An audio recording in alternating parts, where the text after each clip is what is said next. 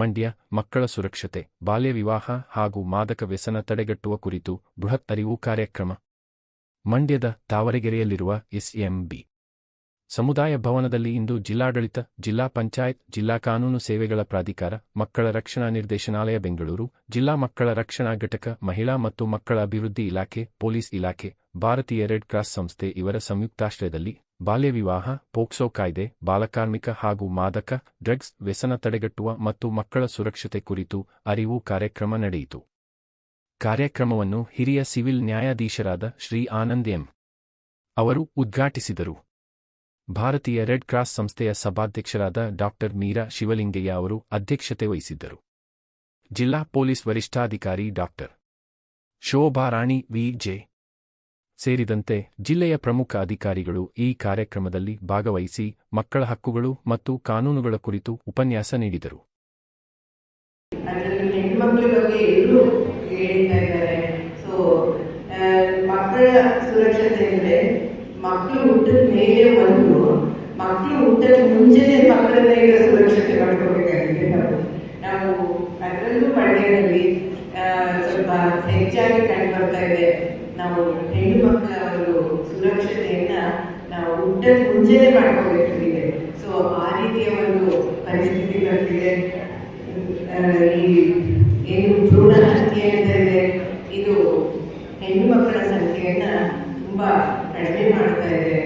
So ಆ ಕಡಿಮೆ ಆದ್ರೂ ಕೂಡ ನಾವು ಒಂದು ಕಾಲದಲ್ಲಿ ಒಂದು 20 ವರ್ಷದಿಂದಲೂ ಈ ಥರನೇ ನಡೀತಾನೆ ಇದೆ. ಹಾಗಾದಾಗ ನಾವೊಂದಷ್ಟೇ ಏನ್ ಮಾತಾಡ್ಕೊಂಡಿದ್ದಂದ್ರೆ ಈ ವರದಕ್ಷಿಣೆ ಸಾವುಗಳು ಎಷ್ಟೊಂದು ಆಗ್ತಾ ಇದೆ. ಏನೇನೆಲ್ಲ ಕಾನೂನು ತಂದ್ರೂ ಕೂಡ ವರದಕ್ಷಿಣೆಯನ್ನ ನಾವು ಸಂಪೂರ್ಣವಾಗಿ ನಿರ್ಮೂಲನೆ ಮಾಡೋದಕ್ಕೆ ಸಾಧ್ಯನೇ ಆಗ್ತಾ ಇಲ್ಲ. ಸೊ ಹಾಗಾಗಿ ಈ ಹೆಣ್ಮಕ್ಳು ಕಡಿಮೆ ಇರೋದ್ರಿಂದ ಮುಂದೆ ಎಲ್ಲ ನಮ್ಮ ಮೊಮ್ಮಕ್ಕಳು ಮದುವೆ ಆಗೋಷ್ಟೊತ್ತಿಗೆ ಅಂದ್ರೆ ನೀವುಗಳು ನಿಮ್ಮ ವಯಸ್ಸಿನವ್ರು ಮದುವೆ ಆಗುವಾಗ ವಧು ದಕ್ಷಿಣೆ ಬರುತ್ತೇನೋ ಅಂತ ಅನ್ಕೊಂಡಿದ್ವಿ. ಅಂದ್ರೆ ಬಹಳ ಹಿಂದೆ ಹೆಣ್ಮಕ್ಳಿಗೆ ದುಡ್ಡು ಕೊಡ್ತಿದ್ರಂತೆ. ಮದುವೆ ಆಗಬೇಕು ಅಂದ್ರೆ ಹೆಣ್ಮಕ್ಳಿಗೆ ದುಡ್ಡು ಕೊಟ್ಟು ಒಡವೆ ಮಾಡಿಸಿ ಹೆಣ್ಮಕ್ಳಿಗೆ ಒಂದು ಅವಳೇ ಮದುವೆನೂ ಮಾಡಿಕೊಂಡು ಎಲ್ಲ ಖರ್ಚ್ಕೊಂಡು ಅಷ್ಟು ಗೌರವಪೂರ್ವಕವಾಗಿ ಅವ್ರನ್ನ ಕರ್ಕೊಂಡು ಬರ್ತಿದ್ರು. ಆ ರೀತಿ ಒಂದು ಕಾಲ ಬರ್ಬೋದು. ಆದ್ರೆ ಇವತ್ತು ಏನಾಗಿದೆ, ಬಹಳ ವ್ಯತಿರಿಕ್ತವಾಗಿದೆ. ಅದರಿಂದಾಗಿ ತುಂಬಾನೇ ಬೇರೆ ರೀತಿಯಲ್ಲಿ ಮಹಿಳಾ ದೌರ್ಜನ್ಯ, ಹೆಣ್ಣುಮಕ್ಕಳ ಮೇಲಿನ ದೌರ್ಜನ್ಯ ಹೆಚ್ಚಾಗ್ತಾ ಇದೆ. ನಾವೇನು ನೋಡ್ತಾ ಇದ್ದೀವಿ, ಹೆಣ್ಣು ಮಕ್ಕಳಿಗೆ ಜೀವನ ಅಷ್ಟು ಸುಲಭವಾಗಿಲ್ಲ. ನೀವು ಈ ಕಾಲೇಜಲ್ಲಿ ಮಕ್ಕಳಿಗೂ ನಾನು ಕಮ್ಯುನಿಕೇಟ್ ಮಾಡ್ತಾ ಇರ್ತೀನಿ. ಖಂಡಿತ ನೀವು ಇದ್ರ ಬಗ್ಗೆ ಮನಸ್ಸಿಟ್ಕೊಂಡು ನಿಮ್ಮ ಮನಸ್ಸನ್ನು ತಗೊಳ್ಬೇಕು. ಇದನ್ನ ನಿಮ್ಮಲ್ಲಿ ನೀವೇ ಸಂಕಲ್ಪ ಮಾಡ್ಕೋಬೇಕು. ಯಾವಾಗಾದ್ರೂ ನೀವು ಈ ದಿವಸದ ಓದನ್ನ ನಾಳೆ ಓದುತ್ತೀನಿ ಫೇಲ್ಯೂರ್. ಮತ್ತೆ ಹೆಣ್ಣು ಮಕ್ಕಳು ಈ ಒಂದು ಫಿಸಿಕಲ್ ಅಟ್ರಾಕ್ಷನ್, ಏನೋ ಒಂದು ಆ ಮಿನಿಟ್ಗೆ ಒಂದು ಖುಷಿ ಕೊಡುವಂಥದ್ದು, ಏನೋ ಒಂದು ಡಿಸೈಡ್ ಮಾಡ್ತಾರೆ, ಯಾರೋ ಲವ್ ಮಾಡ್ತಾರೆ, ಅವರು ಕೆಲಸ ಕಾರ್ಯಗಳನ್ನ ನೀವು ಇನ್ನ ಬಿಲೋ 18 ಇರ್ತೀರಿ, ನಿಮಗೂ ಲೈಫ್ ಡಿಸಿಷನ್ ಮಾಡ್ಬೇಕಾಗಲ್ಲ. ಒಂದು ತಪ್ಪು ಹೆಜ್ಜೆ ಇಟ್ಬಿಟ್ರೆ ನಿಮ್ಮ ಜೀವನ ಪರ್ಯಂತ ಅದು ನಿಮ್ಮನ್ನ ಗೋಳ್ಕೊಡುತ್ತದೆ. ನೀವು ಯಾವತ್ತೂ ಜೀವನ ಸರಿಪಡಿಸ್ಕೊಳಕ್ಕಾಗಲ್ಲ. ಮಕ್ಕಳ ಲೈಫ್ ತುಂಬಾ ದೊಡ್ಡದು. ಯಾವುದೇ ಕಾರಣಕ್ಕೂ ಟೆಂಪರರಿ ಏನು ಸುಖ ಇದೆ ಅದಕ್ಕೆ ಖುಷಿ ಪಡಬಾರ್ದು. ವಿದ್ಯೆ ಬಗ್ಗೆ ಕಾನ್ಸಂಟ್ರೇಟ್ ಮಾಡಿ. ಆಯ್ತು, ಇವಾಗ ನೀವು ಯಾವುದೋ ಒಂದು ಹೆಣ್ಮಗು ಒಂದು ರಾಂಗ್ ಸ್ಟೆಪ್ ತಗೊಳ್ಳು, ಒಂದು ಮದುವೆ ಆಯ್ತು, ಲವ್ ಮಾಡಿದ್ರು, ಅಥವಾ ಒಂದು ಪ್ರೆಗ್ನೆನ್ಸಿ ಆಗಿಬಿಡುತ್ತೆ, ನಾವು ಕೇಸ್ ಮಾಡ್ತೀವಿ, ಅರೆಸ್ಟ್ ಮಾಡ್ತೀವಿ. ನಿಮ್ದು ಜೀವನ ಅಂತ ಕಳೆದೋಯ್ತಲ್ಲ, ಅದನ್ನು ಸರಿಪಡಿಸ್ಲಿಕ್ಕೆ ಸಾಧ್ಯ ಇದೆಯಾ? ಕಡೆ ಪ್ರತಿಯೊಂದು ಮನೆಯಲ್ಲೂ ಪೊಲೀಸರು ನಿಂತು ಸಾಧ್ಯ ಇದೆಯಾ? ಹಂಗಾಗಿ ಇಂಥ ಒಂದು ಅವೇರ್ನೆಸ್ ಪ್ರೋಗ್ರಾಮ್ ತುಂಬಾ ಇಂಪಾರ್ಟೆಂಟ್. ಅದಕ್ಕೆ ಇವತ್ತು ಎಷ್ಟೇ ಒತ್ತಡ ಇದ್ರೂ ನಾನು ಇಂಥ ಅವೇರ್ನೆಸ್ ಪ್ರೋಗ್ರಾಮ್ ನಾನು ಮಿಸ್ ಮಾಡ್ಕೊಳ್ಳಲ್ಲ. ಮಕ್ಕಳು ನೀವೆಲ್ಲರೂ ಅಷ್ಟೇ ಈ ದಿನ ಈ ಒಂದು ಕಾರ್ಯಾಗಾರ ಉತ್ತಮವಾದ ಕಾರ್ಯಾಗಾರ ಇದು. ನಿಮ್ಮನ್ನ ನೀವು ಮನಸ್ಸು ಚೇಂಜ್ ಮಾಡ್ಕೊಳ್ಬೇಕು. ಯಾವುದೇ ರೀತಿ ಡೈವರ್ಷನ್ಸ್ ಬಿಟ್ಬಿಡಿ, ವಿದ್ಯೆ ಕಡೆ ಕಾನ್ಸಂಟ್ರೇಟ್ ಮಾಡಿ. ಮತ್ತು ಮತ್ತೊಂದೇನೆಂದ್ರೆ, ಗಂಡು ಮಕ್ಕಳು ಇದ್ದಾರೆ, ಮಾದಕ ವಸ್ತುಗಳು ಯಾರೋ ಹೇಳ್ತಾರೆ ಇದೊಂದು ಸಿಗರೇಟ್ ಸೇರಿಬಿಡು, ಇದನ್ನೆಲ್ಲ ತಗೊಂಡ್ಬಿಡು, ಏನಾಗಲ್ಲ ಅದರ ಎನ್ಕರೇಜ್ ಮಾಡ್ತಾರೆ. ನೀನು ಗಂಡಸಲ್ಲೇನೋ ಒಂದೇ ಸಿಗರೇಟ್ ಸೇರೋದು ಅಂತಾರೆ. ಯಾರು ಒಂದ್ಸತಿ ಸ್ಟಾರ್ಟ್ ಮಾಡಿದ್ಮೇಲೆ ಮತ್ತೆ ಕಂಟಿನ್ಯೂ ಆಗ್ತಾ ಹೋಗುತ್ತೆ. ನೀವು ಯಾವುದೇ ಚಟಗಳಿಗೆ ಒಳಗಾದಲ್ಲಿ ನಿಮ್ದು ವಿದ್ಯೆ ಮೇಲೆ ಪರಿಣಾಮ ಬೀಳುತ್ತೆ, ನಿಮ್ಮ ಮನಸ್ಸಿನ ಮೇಲೆ ಪರಿಣಾಮ ಬೀಳುತ್ತೆ, ನಿಮಗೆ ಜೀವನ ನೋಡುತ್ತಿರೋದ್ರಿಂದ ಮಾದಕ ವಸ್ತು ಯಾವಾಗಲೂ ತುಂಬಾ ಅಪಾಯ.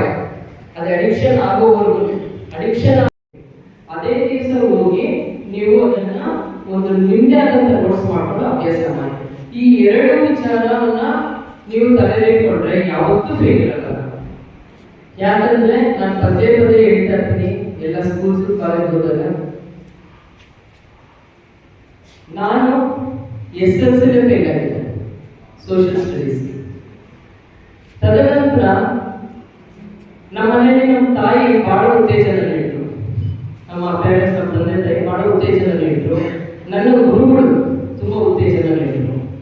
ನಾನು ಬದಲಾಯಿಸ್ಕೊಂಡೆ ಅಂದರೆ ನಿಮ್ಗೆ ಹೇಳಿದ್ರೆ 2 ಟಿಪ್ಸ್. ಒಂದು ಕಾನ್ಸಂಟ್ರೇಷನ್ ಕ್ಲಾಸಲ್ಲಿ, ಮತ್ತೊಂದು ಅದೇ ದಿವಸ ನೋಟ್ಸ್ ಮಾಡ್ಕೊಂಡು ನಾನು ಓದೋದು. ಈ ಎರಡು ಬದಲಾಯಿಸ್ಕೊಂಡ್ಮೇಲೆ ನಾನು PCMB ತಗೊಂಡೆ. PCMB ಒಳ್ಳೆ ಮಾರ್ಕ್ಸ್ ಪಾಸ್ ಆದೆ. ಡಾಕ್ಟರ್ ನಾನು ಬೇಸಿಕಲಿ ಡೆಂಟಿಸ್ಟ್, ಅಲ್ಲೂ ಒಳ್ಳೆ ಅಂಕಗಳು ಪಡೆದು ಪಾಸ್ ಆದೆ. ಇವನು ಕಾಂಪಿಟೇಟಿವ್ ಎಕ್ಸಾಮ್ಸ್ ಫಸ್ಟ್ ಅಟೆಂಪ್ಟ್ ಅಲ್ಲಿ ಪಾಸ್ ಆದೆ. ಸೊ ಇಷ್ಟು ನಾನು ಫೇಲ್ಯೂರ್ನ ಓವರ್ಕಮ್ ಮಾಡಿದ್ದು. ವಿವಾಹಗಳು ಸಹ ಬಾಲ್ಯ ವಿವಾಹ ನಡೆಸಿಕೊಳ್ಳುತ್ತೆ. ನೋಡಿ, ನಮ್ಮ ಬಾಲ್ಯ ವಿವಾಹ ಕಾಯ್ದೆ 2006 ಅಮೆಂಡ್ಮೆಂಟ್ ಮಾಡಿದರೆ ಬಾಲ್ಯ ವಿವಾಹ ಯಾರ್ಯಾರು ಮಾಡ್ತಾರೋ ಅವರಿಗೆ 2 ವರ್ಷಗಳ ಕಠಿಣ ಕಾರಾಗೃಹವಾದ ಶಿಕ್ಷೆ ಮತ್ತೆ 1 ವರ್ಷ ಫೈನ್. ಈಗ ನಮ್ಮ ಮಂಡ್ಯದಲ್ಲಿ ನಾವು ಕಳೆದ 2 ವರ್ಷಗಳಲ್ಲಿ ನಾನು ಮಂಡ್ಯದಲ್ಲಿ ಜಿಲ್ಲಾ ಕಾನೂನು ಸೇವಾ ಪ್ರಾಧಿಕಾರ ಸದಸ್ಯ ಕಾರ್ಯದರ್ಶಿ ಆದಾಗ ಬಾಲ್ಯ ವಿವಾಹ ಮೋಸ್ಟ್ಲಿ ದಿನಗಣತಿಯಲ್ಲಿ 1 2 ಸ್ಥಾನದಲ್ಲಿತ್ತು. ಆದ್ರೆ ಈಗ ನಾವು ಸ್ಟ್ಯಾಟಿಸ್ಟಿಕ್ಸ್ ಅನ್ನ ನೋಡಿದಾಗ ಅದು ಕಡಿಮೆ ಆಗಿದೆ. ಅಂದ್ರೆ ಎಲ್ಲರೂ ಕೂಡ ಎಚ್ಚೆತ್ಕೊಂಡಿದ್ದಾರೆ. ಎಚ್ಚೆತ್ಕೊಳ್ಳೋ ಮೂಲ ಕಾರಣ ನಮ್ಮ ಎಲ್ಲ ಈಗ ಅರಿವನ್ನ ಮೂಡ್ತಾ ಇರೋದು, ನೀವು ಅದ್ರ ಬಗ್ಗೆ ಹೆಚ್ಚಾಗಿ ವಿಚಾರಗಳನ್ನ ತಿಳ್ಕೊಂತಾ ಇರೋದು. ನೋಡಿ, ಈಗ ನೀವು ಹೇಳಿದ್ರೆ ಒಳಗೆ 20 ವರ್ಷ ಆಗಿರ್ಬೇಕು, ಒಳಗೆ 18 ವರ್ಷ ಆಗಿರ್ಬೇಕು. ಇದರೊಳಗಡೆ ಇರುವಂತ ವಿವಾಹ ಏನಾಗುತ್ತೆ, ಬಾಲ್ಯ ವಿವಾಹ. ಈ ವಿವಾಹ ಯಾರು ಮಾಡ್ತಾರೆ, ಪೋಷಕರಾಗ್ಬೋದು ಅಥವಾ ವಿವಾಹದಲ್ಲಿ ಭಾಗವಹಿಸುವವರಾಗ್ಬೋದು, ವಿವಾಹದಲ್ಲಿ ಪೂಜಾರಿ ಆಗ್ಬೋದು, ಅಡುಗೆ ಆಗ್ಬೋದು, ಇವೆಲ್ಲ ಸಹ ಆರೋಪಗಳೇ ಆಗ್ತದೆ. ಇವೆಲ್ಲವೂ ಸಹ ಶಿಕ್ಷೆ ಆಗುತ್ತೆ.